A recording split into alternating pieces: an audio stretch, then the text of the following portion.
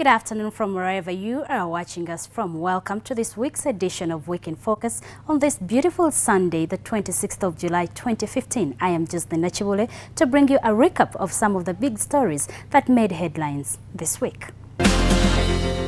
Week in Focus opens with praises from the U.S. President Barack Obama over Africa's economic and business potential. While opening the 6th Global Entrepreneurship Summit in Nairobi, Kenya on Saturday, Obama said Africa is on the move since majority of the people are being lifted from poverty.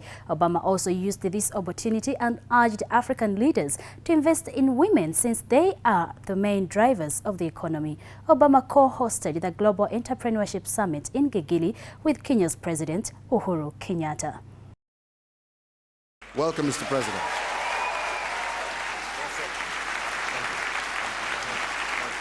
So this is our first Global Entrepreneurship Summit in Sub-Saharan Africa. We wanted to come here. I wanted to be here because Africa is on the move. Africa is one of the fastest growing regions of the world. People are being lifted out of poverty, incomes are up, the middle class is growing. And young people like you are harnessing technology to change the way Africa is doing business, as President Kenyatta alluded to. And that creates incredible opportunities for Africans and for the world. It means more growth and trade that creates jobs in all our countries. It's good for all of us. This continent needs to be a future hub of global growth, not just African growth. At last year's Entrepreneurship Summit, we set a goal of generating $1 billion in new investment for emerging entrepreneurs around the world, with half the money going to support women and young people. Women are powerhouse entrepreneurs.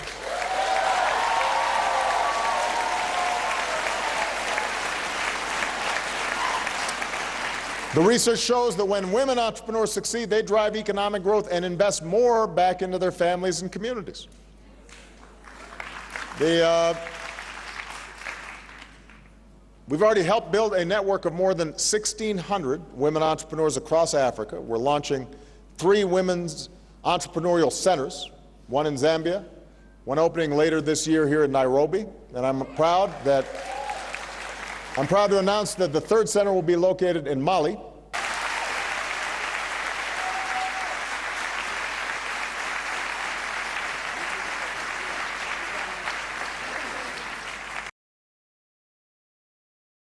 Now, away from Kenya, the State Health Minister, Chris Baliomusi, who tabled a disturbing report into the loss of 165 lives of people to a wallowing malaria epidemic plaguing the 10 districts of northern Uganda.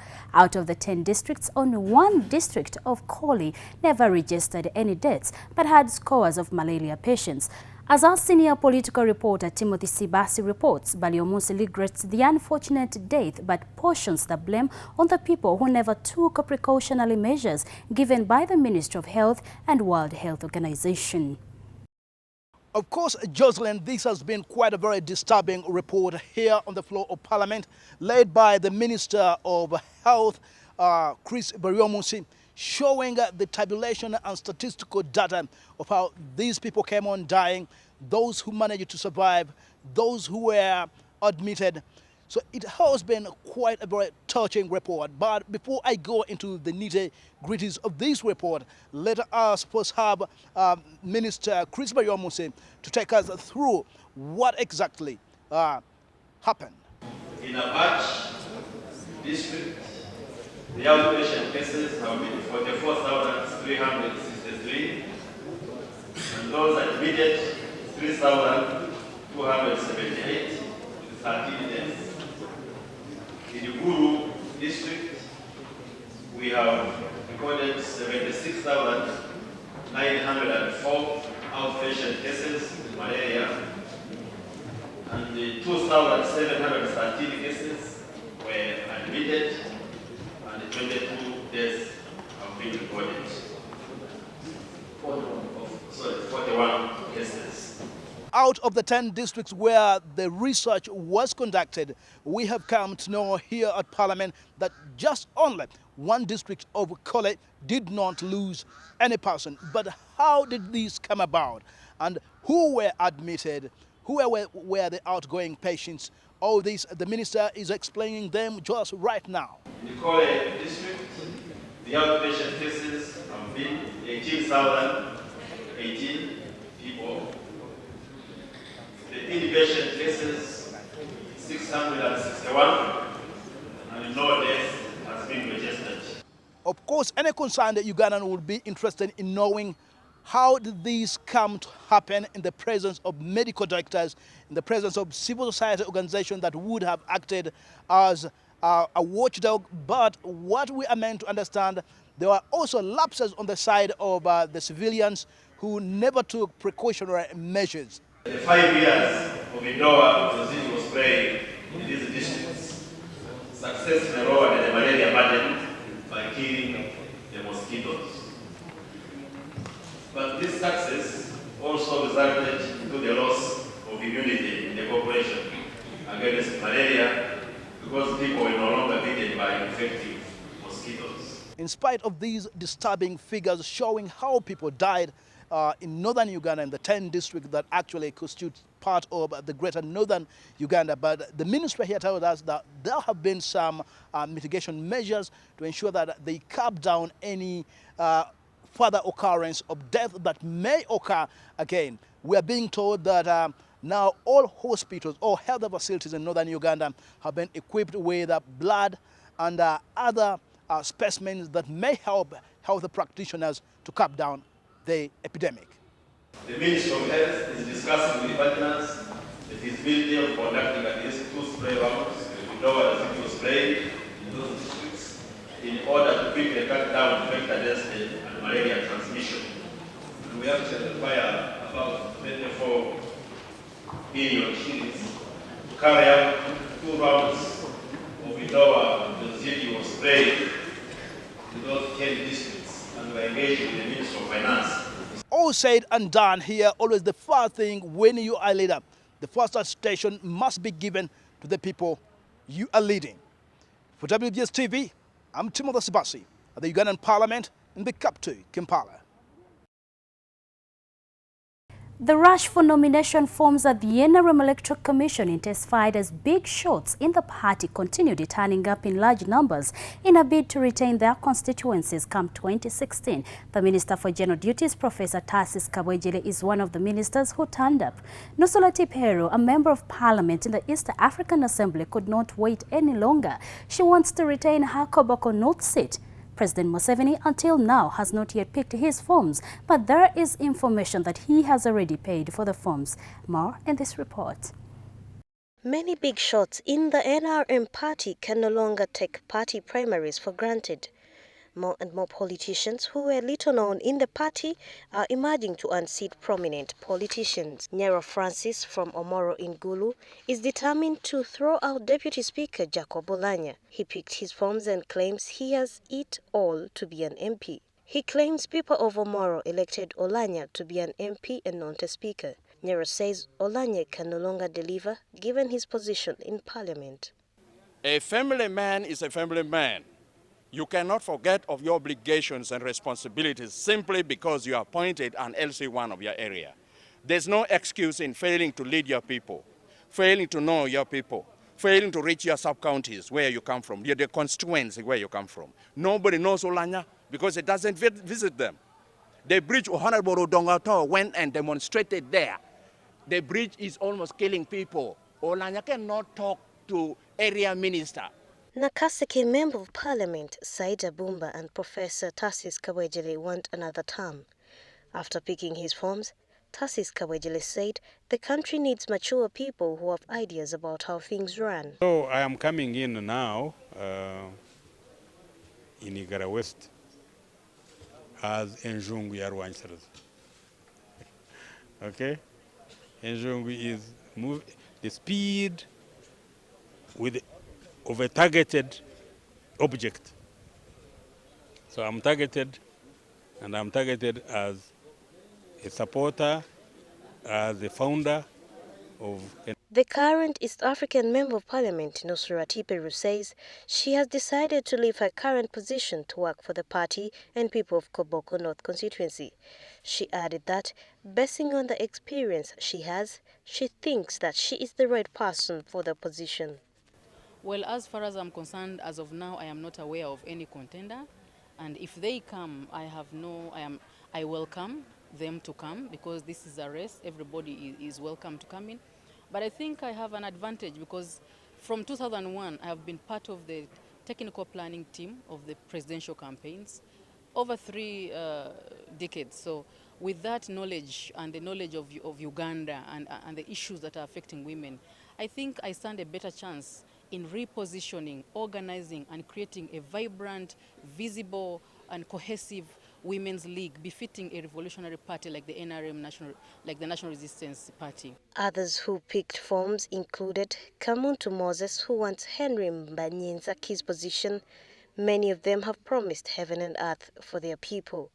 Lieutenant Colonel Mawa Muhindo, Mwanawa Wandu, the current district chairperson Kasese.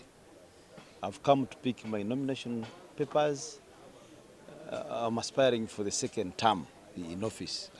I'm here today to pick forms, and the reason why I'm joining politics is to fight people who have decided to take some constituents to be their home projects. Abalo Lilian Ongom.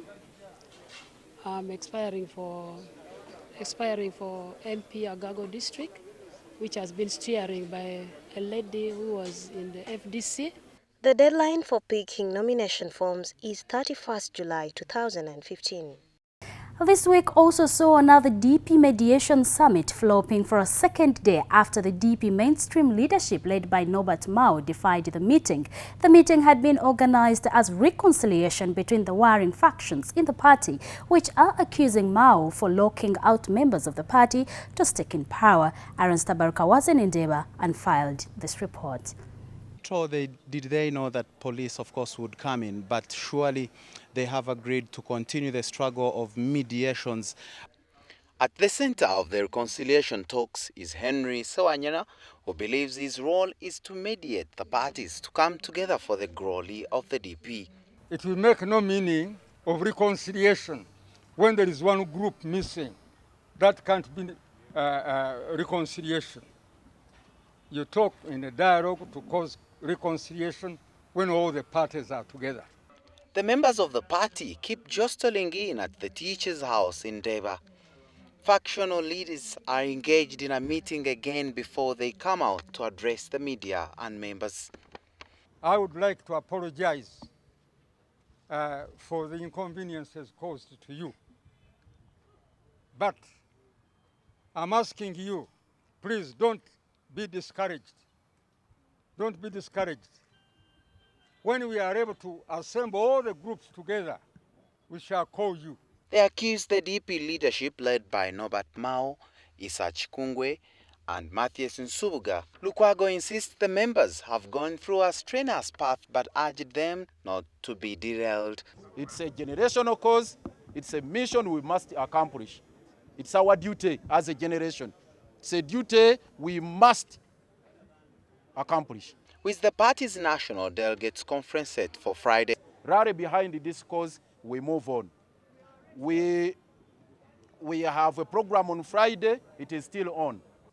In taking any party positions or to stand for any elective position, but wanting the unity of the party and taking it as paramount. The genuinity of the calls to attend the delegates' conference are, however, privy to earlier challenges of the meeting the leaders wanted postponed. There was no permission which was granted from them. So we don't have any bias of them of not having a meeting here. But the permission was not granted to them. That's why we have come in. A member of the Uganda Youth Democrats, Ivan Boy, questions the level of disclosure of the current party leadership, if not building the party. We as the youth speak vehemently in condemnation of whoever is trying to frustrate the efforts for having a reconciled DP that moves forward. The rivalry between the factions is not a new game, for many have blamed the failure of the party to grab power since independence on breakaway factions and still threatens to drag the oldest political party into further mayhem. The current Nobat Mao leadership was elected in Bale meeting despite being dragged to court in 2010 and still faces this challenge. Arans Tabaruka for WBS Television in Deba. Meanwhile, the Democratic Party presidential hopeful Dr. Joclyne Nakibuule challenged the DP's warring factions to desist from insulting each other and work towards building the party. Dr. Joclyne Nakibuule says it is a shame for the leaders to promote sectarianism and division amongst party members, which contradicts with the party values. For several months now, the Democratic Party has been embroiled in internal conflicts surrounding power struggles.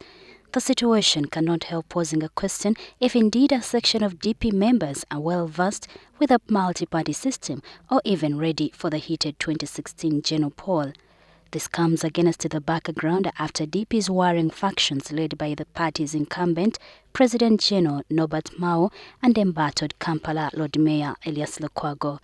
He does not respect party leaders. I begged Elias Lukwago in 2010 contest as a mayoral candidate on the DP ticket. I begged him. I was in Moroto. He refused. It's about the electoral process. Of course, the way the grassroots elections were marred by by rigging and whatnot. The issue of independent electoral commission, the issue of the delegates conference being organized by candidates who have also picked out nomination forms. This bickering is causing concern among the party members.